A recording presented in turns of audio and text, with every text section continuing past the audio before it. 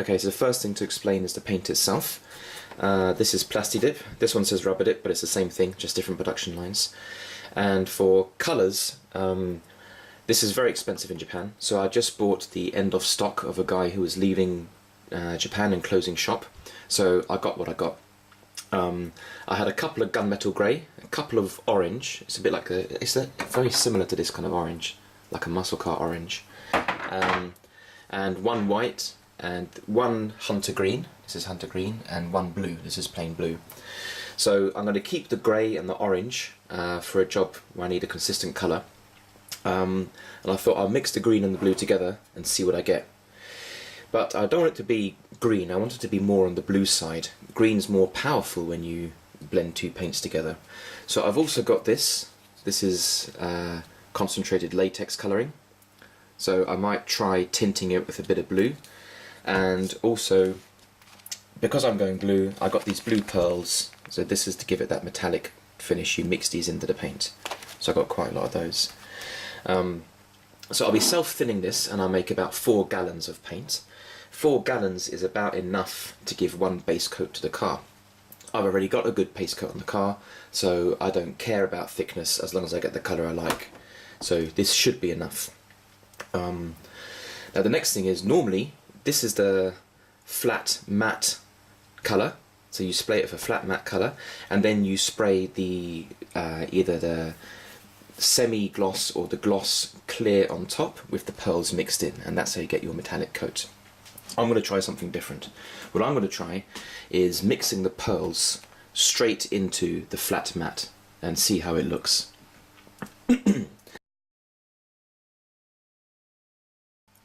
So the next thing I need to try and calculate in advance is coverage. So I've got 1 gallon of green raw, 1 gallon of blue. Thinned, it makes 7.5 litres, 7.5 litres, that's 4 gallons. And I'm worried it might not quite be enough. So locally I can get these. This is just plain flat black matte Plasti-Dip. This is about 1/9 the volume of this. And this costs the same in Japan as this does everywhere else in the rest of the world. So you wonder why I complain. So what I can do, because I picked up 4 of these, I can mix that in. That will kind of darken the paint down a bit, which might be good anyway. And so now, once thinned, I have just under 5 gallons. Okay. Now the next thing to figure out is how to mix these up, because I'm not going to mix it all up in one go, mix up 5 gallons of the stuff. I haven't got that big a container. So I mix things up in these large bottles. These go up to 3 litres. These are metric, of course, right? These have a nice wide top, so I can put the paint mixer all the way through the top with the drill and give it a really good mix inside. So in a 3-litre bottle, if I use this ratio, it's 375 mils of green plus green thinner, 375 mils of blue and the blue thinner, 175 of black. That comes to a thinned total of about 1.85, which is just under half a gallon, right? So that's around, well, just under 2 litres, just under half a gallon. Now, with that, it means I've got enough for 10 bottles, right? So this is how much I'll be using in total. And that's my 4.9 gallons, that works out just about right. And so then, because I've got 10 bottles of this stuff, I've divided the car into areas and say, well, I'll try 2 bottles on the roof, 2 bottles on the driver's side, passenger side, 2 bottles for the boot lid and bonnet lid. Now all those 4 combined are roughly the same surface area. And then the bumpers, which is a lot less surface area, again I've got 2 bottles allocated for that. But the bumpers you use a lot more, because it's got all these different curved parts and you have to spray the gun around it, you know, and all these kind of funny shapes, and you waste a lot more paint. So they've got 2 bottles just for the bumpers. Now because I want to mix in the pearls straight into the flat matte, I'm worried that they're gonna be masked by the opaque of the paint, right? So I want to overload the ratio of pearls. These are 25 gram bags, and normally you mix in 50 grams per gallon, right? But instead, because I'm allocating 2 bottles per area, I can use 1 bottle flat with just a colour. Then in the second bottle I'll mix in 1.6 bags, so 1.6 of these 25-gram bags, which works out at 40 grams per bottle, and this is the equivalent of 80 grams per gallon. So I'll be really overloading the pearls in that second bottle for each panel. That's the plan. Basically what I'm going to do is mix up the first bottle and then spray the first section. I think I'll start with the roof, and then I'll see how I go. If the paint looks like it's covering nicely and I'm getting a nice consistent colour, then I'll go ahead and mixing these into the second bottle and spray it, and I don't know how that part is going to look. Let's hope it looks nice. If after the first bottle then it looks way too thin and I think I'm not going to get good coverage of the second bottle, what I'm going to do is just spray the second bottle again plain flat colour, and then I do have 3 to 4 cans like this of the matte clear, and then I'll mix this into matte clear, do the traditional way of a flat matte coat and then a clear coat on top with the pearls mixed in. That's my fallback option if coverage is no good.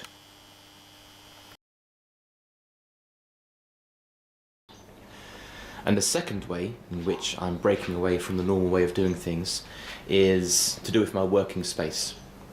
The car's not quite in the middle. This line here, which I marked on the floor last time, if the outside of the tyre is exactly on the inside of that line, then the car is exactly in the middle of the garage. Now it looks like a decent amount of space here. This looks a bit tight, of course, because it's slightly smaller. But once you have the coverings on the side of the wall, you lose a bit of space.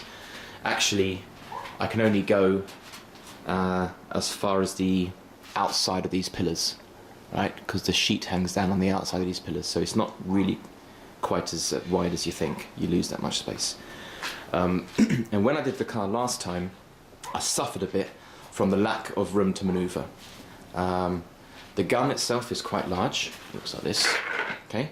And on the back of it I've got the hose coming out, I've got the machine, and you can see as I'm here, right, you need to be about this far away.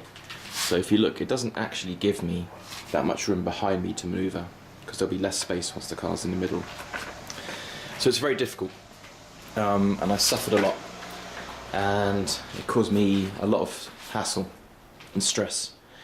So what I've decided to do is spray the car side by side. Now, normally you don't do that. You mask the whole car off, and then you go around it and you spray it and you go around it, you keep working your way around it and spraying it and then doing coats and building them up. What I'm going to do is I've already allocated a volume of paint per area. So I've got 1, 2, 3, 4, 5 areas, okay? Roof, then the sides, and then the roof and the bonnet lid. So I'm going to mask away everything except for the roof first. Okay, park the car in the middle, and then I go up on these two. I've got two of these, like, what do you call these things? These long step ladders, right? I'll go up on those and I'll spray the roof. Once the roof is complete, I'll park the car right close to this wall, and then that will mean I'll have a little bit of extra space here, maybe another 1.5 foot, maybe, which will be plenty of working space. It will make things a lot easier, and I can spray the passenger side. Bring the car out, move it close to that side, then remask, you get the idea. Now the reason you don't do that normally is it wastes a lot of time masking the car.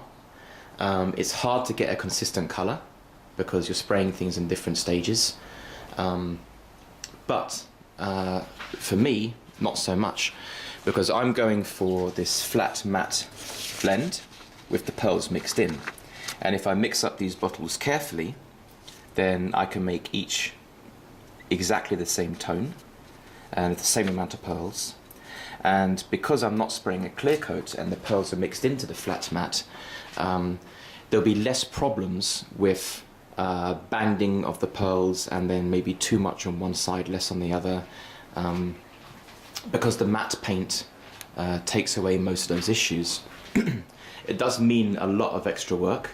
It means once I've sprayed the roof, then I've got to mask it over and keep it masked. You know, I'll be using this as my guide, get down to here and then mask it over again. I'll have to mask off this panel when I do the roof, and then once I've done the side, I've got to mask it all carefully and then do the other side. So